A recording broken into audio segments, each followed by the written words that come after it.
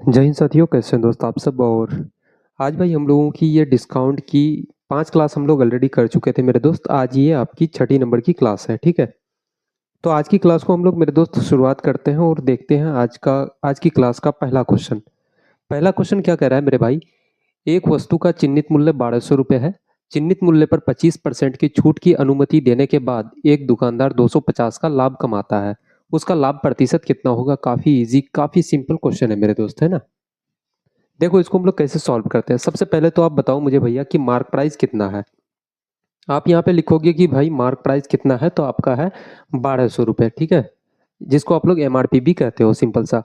25% का छूट दिया जाता है मेरे भाई। 25% का वैल्यू कितना है, तो आप बोलोगे कि भैया 25 चौका 100, 1/4 हो जाएगा। और जब भी आपका डिस्काउंट होता है ना, यानी कि छूट होता है, तो नीचे वाला जो होता है मेरे भाई ये होता है आपका मार्क प्राइस। और ऊपर जो होता है बटे का वो होता है आपका डिस्काउंट। क्या होता है मेरे भाई, डिस्काउंट। ऊपर वाला क्या होता है, डिस्काउंट।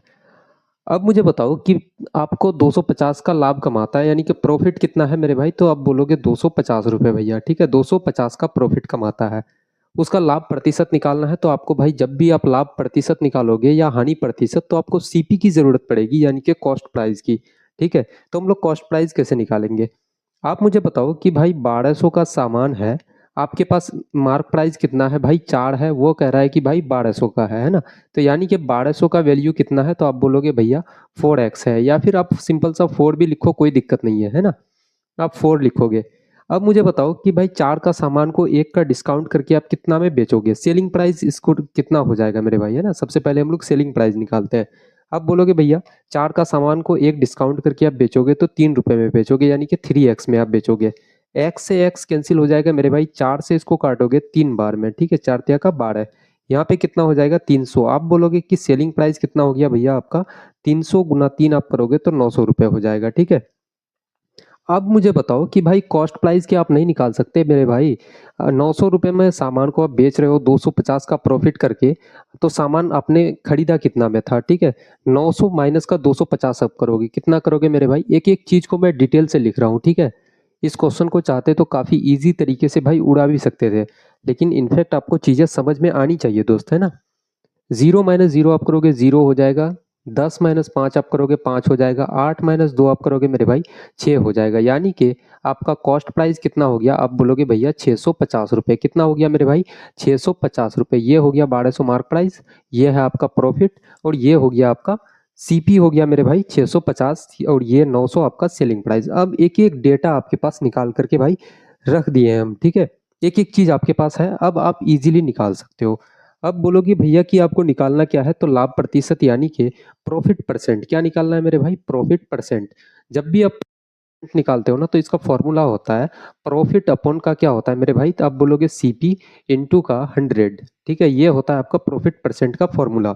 मुझे बताओ कि भाई प्रॉफिट कितने का हो रहा था, तो आप बोलोगे 250 रुपये का भैया। 250 लिखेंगे हम लोग। सीपी कितना है आपके पास, 650 रुपये। सीपी कितना है मेरे भाई, 650। इंटू का आप क्या करोगे, 100 करोगे। यहाँ से 0 से 0 काटोगे मेरे भाई। 5 से इसको काटोगे 5 बार में 25। और 5 से इसको जब काटोगे मेरे भाई 13 बार में, ठीक है। अब मुझे बताओ कितना हो जाएगा। 5 × 100 आप करोगे तो कितना हो जाएगा आपका, 500 हो जाएगा। इसको जब आप 13 से जब डिवाइड करोगे ना, कितना हो जाएगा, आप थोड़ा सा करके देखो दोस्त। 13 तिया का 39 कितना हो जाएगा मेरे भाई, 13 तिया का 39 3, ठीक है। उसके बाद अब बचा कितना, 40। एक और कितना हो जाएगा, 10। कितना हो गया मेरे भाई, 11। 110 हो जाता है, ठीक है। 13 × 8 आप करते हो, यानी कि 38 एक ही ऑप्शन आपके पास बचता है मेरे दोस्त, ऑप्शन नंबर सी।